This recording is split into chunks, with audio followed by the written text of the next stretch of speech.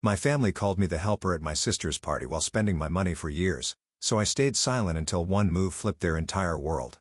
I'm 30 male, a contractor, have been for about 8 years now.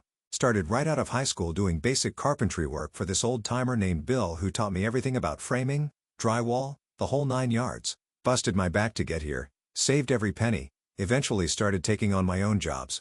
Nothing fancy at first. Bathroom remodels, kitchen updates, fixing porches that were about to fall off people's houses. But here's the thing that's always pissed me off. My family, especially my mom and sister Camille, 28 female, have never taken what I do seriously, like ever. When people ask what I do for work, Mom goes, "Oh, Logan fixes things." Not Logan's a contractor or Logan runs his own renovation business, just fixes things. Like, I'm the neighborhood handyman who works for beer money. Camille works in marketing for some insurance company, gets promoted every 6 months, posts about it constantly on LinkedIn, acts like she's running Goldman Sachs or something. Don't get me wrong, I'm sure her job is fine, but the way my family talks about it versus my work is night and day. Camille will mention some client presentation she gave, and Mom's like, "Oh honey, that's wonderful. Well, tell us all about it." Meanwhile, I could spend 3 months turning someone's disaster basement into a beautiful family room, and Mom's response is, "That's nice, dear. Are you staying busy?" My dad was actually the worst about this before he passed 2 years ago. Cancer got him and those last few months were rough on everyone.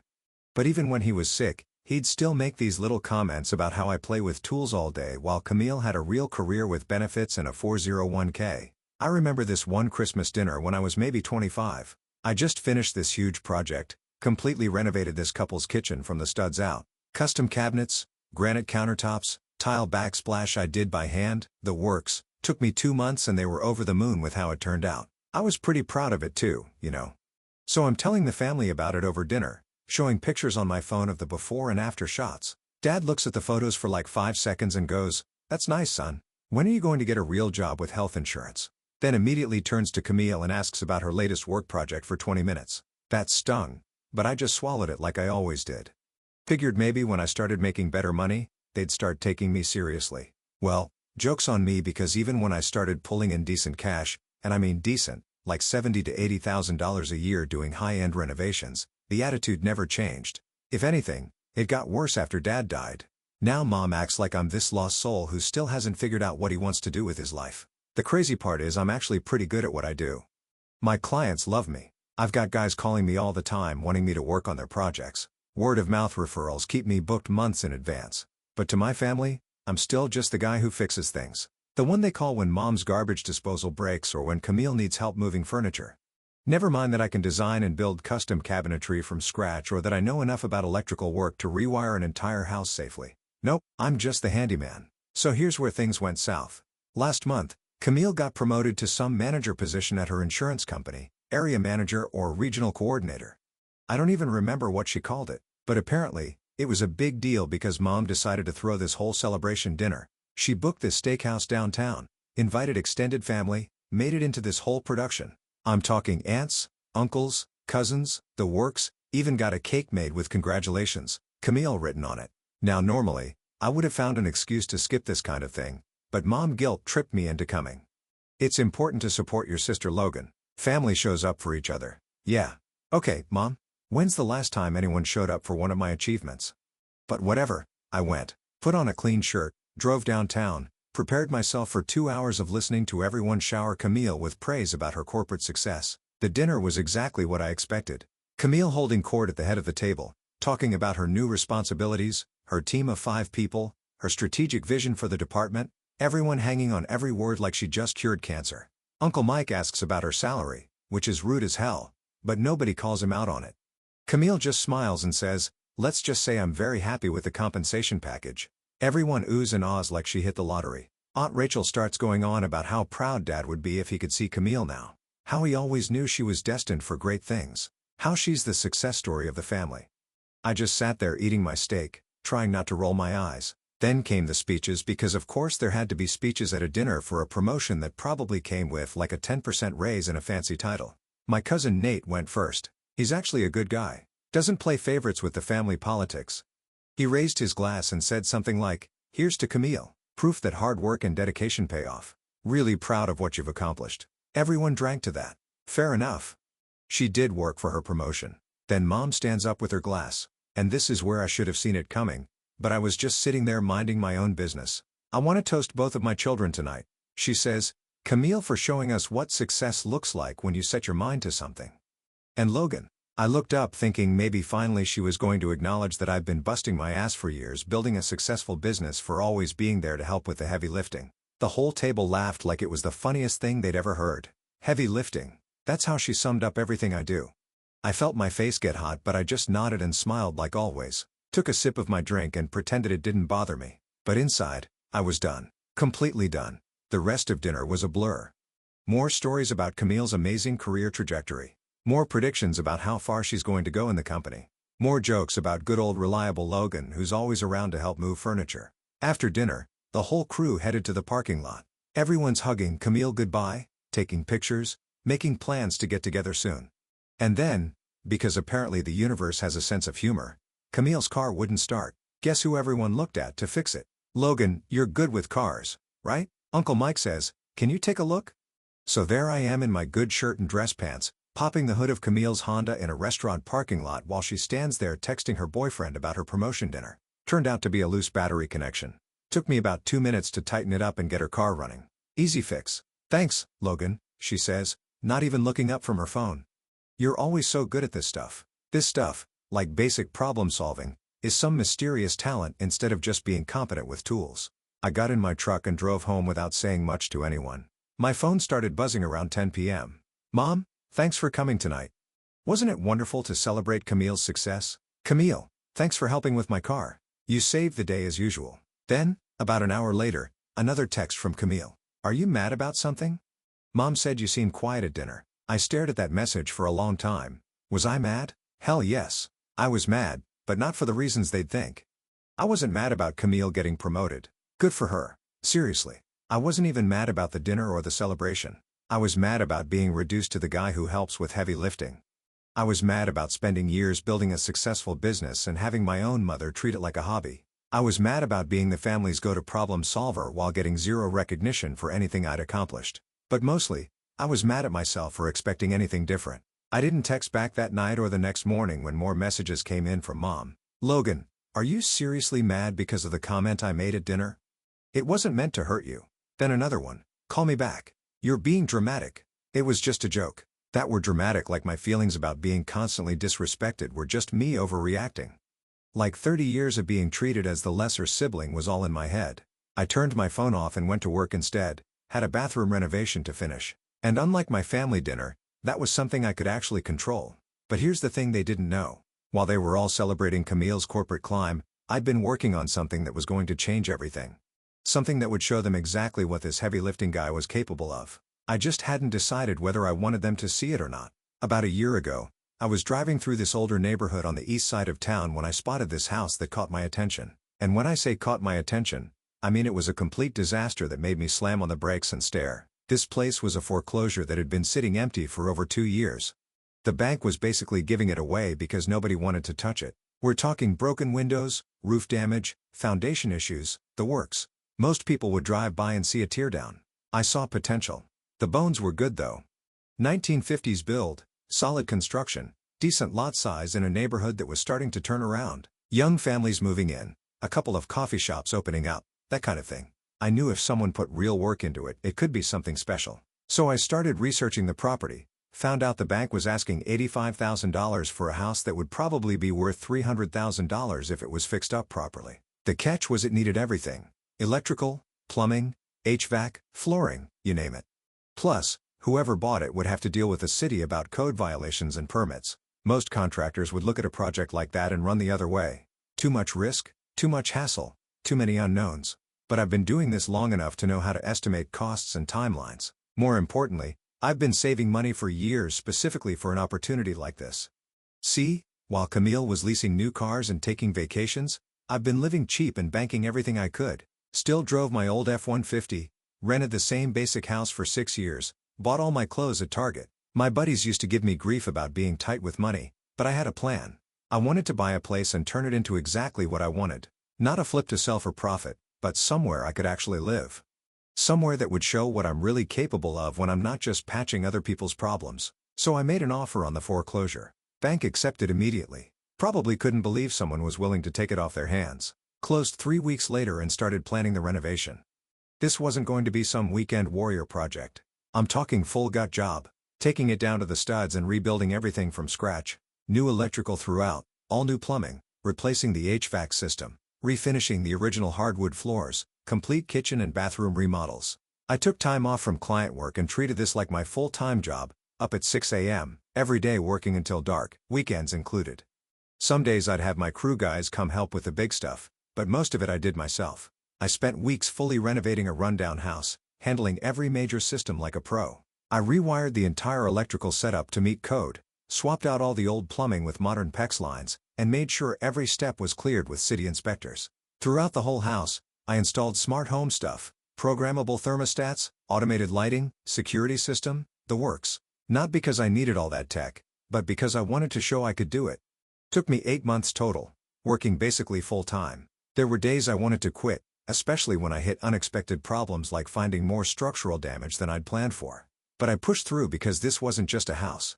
It was proof of what I could do. When I finally finished, the place was incredible. Like something you'd see in a magazine. Every detail exactly how I wanted it. Every room flowing into the next perfectly. I'd taken this condemned wreck and turned it into a dream home. And the whole time, not one person in my family asked what I was working on. Not once did Mom or Camille wonder why I wasn't taking as many client jobs or what I was doing with all my time. They just assumed I was doing the same small repair work I'd always done, which was perfect because I wasn't ready for them to see it yet. This was mine. Something they couldn't minimize or dismiss or turn into a joke. So I moved in and spent a few weeks just enjoying the space. Waking up every morning in a house I'd built with my own hands. Cooking in a kitchen I designed exactly how I wanted it. Taking showers in a bathroom that was better than anything in the fancy hotels Camille posts about on Instagram. That's when I decided to throw a housewarming party. Not for my family. They'd had plenty of chances to show interest in my work. This was for the people who actually got it. My crew guys, former clients who'd become friends, other contractors I'd worked with over the years, and my cousin Nate because he's always been cool and doesn't play the family politics game. The party was everything I wanted it to be. Good food, good people, everyone genuinely impressed by what I'd accomplished. Guys were taking pictures of the woodwork, asking about the electrical layout, wanting to know how I'd manage the timeline. These were people who understood what goes into a project like this, who could appreciate the skill and planning and sheer amount of work it took to pull off. Nate was blown away, kept walking around saying he had no idea I could do work at this level, taking pictures of everything, genuinely excited about what I'd built. "You should post some of these pics," he said. "People need to see what you can do." I just smiled and told him, maybe I would. But honestly, I was just enjoying having people around who treated my work like it mattered. Little did I know that Nate's big mouth was about to change everything. 2 days after my housewarming party, there's some family barbecue at my aunt's house that I didn't go to. Had a client meeting that Saturday about a kitchen remodel, so I had a legit excuse to skip it. Plus, honestly, after that dinner where I got reduced to heavy lifting, I wasn't really in the mood for more family time. But Nate was there and apparently, he couldn't keep his mouth shut about my house. According to what I heard later, he's showing everyone pictures from the party and going on and on about how incredible the renovation was. "You guys should see what Logan did with this place," he's telling Mom and Camille. "It's unbelievable. The guy's like an artist with construction work." Now, Nate meant well. He was genuinely impressed and wanted to brag on his cousin, but he doesn't understand the family dynamics. Doesn't know that Mom and Camille have spent years treating my work like it's just a step above ditch digging. So there's Mom looking at pictures of my custom kitchen and open floor plan, probably wondering how the hell the family handyman managed to pull off something that professional. And Camille seeing photos of a house that's nicer than her downtown apartment that she's always bragging about. Nate told them everything, about the party, about all the contractors who came, about how impressed everyone was with the work. He even mentioned that I bought the place as a foreclosure and renovated it myself over 8 months. My phone started going crazy that afternoon. 7 missed calls from Mom by the time I got done with my client meeting. 4 from Camille. 3 voicemails. I didn't bother listening to them. The text started rolling in. "Logan, call me back right now. Why didn't you tell us about the house? We're coming over to see it. I can't believe you didn't tell your own mother you bought a house." I ignored all of it. Stopped at Home Depot to pick up materials for my next project and left my phone in the truck while I shopped. Figured I'd deal with the family drama later. When I got home around 6 p.m., there's Mom's silver Camry sitting in my driveway. She and Camille are on my front porch like they own the place. "Logan," Mom calls out as I'm getting out of my truck. "We've been waiting for 2 hours." I grabbed my Home Depot bags and walk up slowly. Okay. Nate showed us pictures, Camille says, standing up from the porch step. This place is amazing. Why didn't you tell us you bought a house? I looked at both of them standing there expecting answers. When's the last time either of you asked me about my work? Mom waves her hand like I'm being ridiculous. Oh, Logan, don't be silly. We ask about your work all the time. No, you don't. You ask if I'm staying busy. You ask if I'm making enough money to get by. You don't ask what I'm building or what projects I'm proud of. Camille's getting that impatient look she always gets when things don't go her way. Can we see inside? Nate said, you completely renovated it yourself. No. They both stared at me like I just told them I was joining the circus. What do you mean no? Mom asks. I mean, this is my house, my space, and I didn't invite you here. That's when Camille's voice got sharp. We're family, Logan. You can't just shut us out like this. Watch me. Mom starts doing that thing where she acts hurt and confused. Logan, I don't understand what's gotten into you. We just want to see what you've accomplished. We're proud of you. Proud of me. Mom? 3 days ago, you toasted me as the guy who helps with heavy lifting. You've spent years treating my work like it's a hobby. Now suddenly you're proud? That was just a joke, Logan. You know, I didn't mean anything by it. Yeah, it's always just a joke. Every comment about when I'm going to get a real job. Every time you introduce me as the guy who fixes things. Every family gathering where you spend 2 hours talking about Camille's career and 30 seconds on mine. All just jokes, right? Camille jumps in.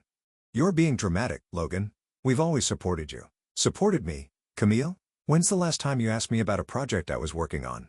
When's the last time you showed any interest in what I do beyond needing something fixed?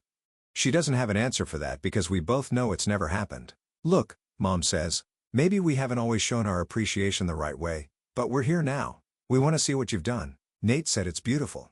You want to see it because other people were impressed. You want to see it because suddenly it looks like something worth bragging about. Where were you when I was working 16-hour days for 8 months? Where were you when I was dealing with permits and inspections and all the stress of managing a project this big? We didn't know, Mom starts. I cut her off. You didn't know because you didn't ask. You didn't care enough to find out what I was working on. The three of us stood there in silence for a minute. I could see them trying to figure out how to handle this version of me. The Logan they knew would have caved by now, would have given them the tour and pretended everything was fine, but that Logan was done. So that's it? Camille finally says, you're just going to shut us out because we hurt your feelings? This isn't about hurt feelings. This is about respect. You've made it clear for years that what I do doesn't matter to you, that I'm just the guy you call when something needs fixing. I'm not mad about it anymore, but I'm also not pretending it didn't happen. Mom tries one more time. Logan, honey, your family. Family doesn't shut each other out over misunderstandings. It wasn't a misunderstanding, Mom. It was a pattern and I'm done with it. They left after that but not quietly. Lots of huffing and dramatic sighs about how I was acting strange and being hurtful. Camille kept shaking her head like I was some puzzle she couldn't solve. As they're getting in the car, Mom turns back. Your father would be very disappointed in how you're treating family. That one stung, but I stayed calm. Dad spent years making jokes about my work too. Maybe he would have been proud if he'd lived to see what I could actually build. They drove off and I went inside my house. My house that I'd built with my own hands. For the first time in my life, I'd stood up to them, told them exactly how their jokes had made me feel, set a boundary and stuck to it. It felt pretty damn good, but I should have known they weren't going to just accept it and move on. Family like mine doesn't handle rejection well. The real drama was just getting started. Over the next week, I started getting weird calls and texts from relatives I barely talked to. First, it was my Aunt Rachel calling on a Tuesday night saying she was concerned about me and wanted to check in. Your mom mentioned you've been acting differently lately, she says. I just wanted to make sure you're doing okay. Acting differently, that's code for not being the family doormat anymore. I told her I was fine, just busy with work. She keeps pushing though. She said you bought a house and didn't tell anyone. That doesn't sound like you, Logan. You've always been so close with your family. Close with my family, right? Close enough to fix their cars and move their furniture, but not close enough to be treated with basic respect. Yeah, I bought a house. Been working on renovating it. Well, that's wonderful. But honey, why wouldn't you share something like that with your mom? She's really hurt. There it is. Mom's hurt. Not maybe Mom should examine why her son felt like he couldn't share good news with her, just straight to making me the bad guy for having feelings about how I've been treated. I kept the call short and polite. Didn't feel like explaining the whole situation to someone who was clearly just calling to gather intel from Mom. 2 days later, my Uncle Mike texts me. Hey, man, heard you got a new place. Everything good with you? Your mom seems worried. Then my cousin Sarah sends this long message about how grief affects everyone differently. And maybe I should talk to someone about Dad's death, as if buying a house and standing up for myself was some kind of mental breakdown. It took me a few days to piece together what was happening. Mom and Camille were making the rounds, telling everyone their version of events. And their version painted me as the unstable one. The story they were spreading was that I'd changed since Dad died. That I was becoming bitter and resentful, shutting out family who just wanted to support me. They made it sound like I'd gotten lucky with a house flip and now thought I was better than everyone else. Camille was telling people I was acting like a big shot and had forgotten where I came from. Mom was going with the grief angle, saying I wasn't processing Dad's death well and was taking it out on the family. During this mess, Nate messaged me, "Hey man, I owe you an apology. I shouldn't have said anything about the party or the house. I didn't know there was tension with your mom and Camille. If I'd known, I would have kept my mouth shut." I told him not to worry about it. "You didn't do anything wrong. You just said something true in a room that didn't want to hear it." Then he added, "Still, just so you know, your mom told Aunt Rachel something weird after. She said, 'I don't know what's gotten into Logan. We raised him better than this.' Maybe success went to his head." Success went to my head? I poured everything I had into turning a condemned house into something beautiful. And she acts like I won the lottery, like I just stumbled into it. Not a word about the work, the years, the sacrifice, just a quick swipe at my character wrapped in fake concern. The worst part was how they were rewriting history. Suddenly, they'd always been supportive of my work. Suddenly, those jokes about me just fixing things were harmless family teasing that I was taking too seriously. Suddenly, I was the dramatic one who couldn't take a joke. None of them mentioned how they dismissed my work for years. None of them brought up that dinner where Mom literally toasted me as the guy who helps with heavy lifting. Nope, I was just an ungrateful son who was shutting out his loving family for no good reason. I was getting tired of defending myself to relatives who weren't even there for any of it. These people didn't know about the years of being treated like the family screw-up. They just heard Mom and Camille's version where they were innocent victims of my sudden personality change. The breaking point came when my cousin Ashley called. She's Camille's age and they've always been tight, so I figured this conversation was going to go a certain way. "Logan, what's going on with you and your mom?" she asks right off the bat. "Camille's really upset. She said you won't even let them see your house." "That's between me and them, Ashley, but you guys have always been so close. I don't understand what changed." "Always been so close? Jesus, these people live in a fantasy world." "Look, Ashley, I appreciate you calling, but this isn't really your business. It is my business when my family's falling apart. Camille's been crying about this for days. She said you just completely shut them out after they tried to celebrate your success." "Tried to celebrate my success? That's a good one." Ashley brought up the promotion dinner like it was just another gathering. Said Camille mentioned I seemed off, like no one could figure out why I was quiet. Funny how they left out the part where I got reduced to the family helper again. Standing there while everyone clapped for Camille's corporate ladder climb, and Mom tossed me a bone for helping with the heavy lifting. I asked if she knew what Mom said in her toast. There was a pause, like she was trying to remember or maybe dodge the point. I told her how Mom toasted Camille for her big success and then turned to me, smiling wide, thanking me for lifting chairs and setting up in front of everyone. Another pause. She tried to soften it. Say it was probably just a joke. Like all the other jokes about when I get a real job or when they introduced me as the guy who fixes things instead of saying I run my own crew and business. Just harmless family humor, right? Ashley didn't have much to add after that. The call wrapped up not long after, but I knew the conversation was going to get back to Mom and Camille. They were going to be pissed that I was telling people what actually happened instead of just taking responsibility for being dramatic. Sure enough, the next day I get a long text from Camille. "I can't believe you're telling people lies about our family. What Mom said at dinner wasn't meant to hurt you. You're making us look terrible for no reason." Lies? That's what she called it when I told the truth about how they treated me. That's when I realized I was done playing defense. If they wanted to paint me as the bad guy, fine. But I wasn't going to let them control the narrative anymore. Time to show everyone exactly what this dramatic guy with success going to his head was actually capable of. I pulled out my phone and started thinking about how to tell my own story. Not their version where I was an ungrateful son having a breakdown. My version where a guy finally stopped accepting disrespect from people who were supposed to support him. Social media isn't really my thing, but maybe it was time to change that. So I created an Instagram account and spent a Saturday afternoon going through all the photos I'd taken during the renovation, before shots of the disaster I'd bought, progress pics showing the work in different stages, and after shots of the finished house. The transformation was pretty dramatic when you saw it all laid out like that. From condemned foreclosure to dream home in 8 months, every room completely rebuilt, every detail planned and executed by hand. I posted a series of before and after shots with a long caption about buying a house everyone said was hopeless, spending months rebuilding it from scratch, and learning some hard truths about who really supports you along the way. Didn't mention my family by name, but I included this line. Sometimes the people who believe in you least are the ones closest to you. Build your life for those who celebrate your success, not those who minimize it. Also wrote about how manual labor gets looked down on by people who've never built anything themselves. How their skill and artistry in construction work that goes way beyond just fixing things. How satisfying it is to take something broken and make it beautiful again. Figured maybe a few friends would see it and that would be the end of it. Boy, was I wrong?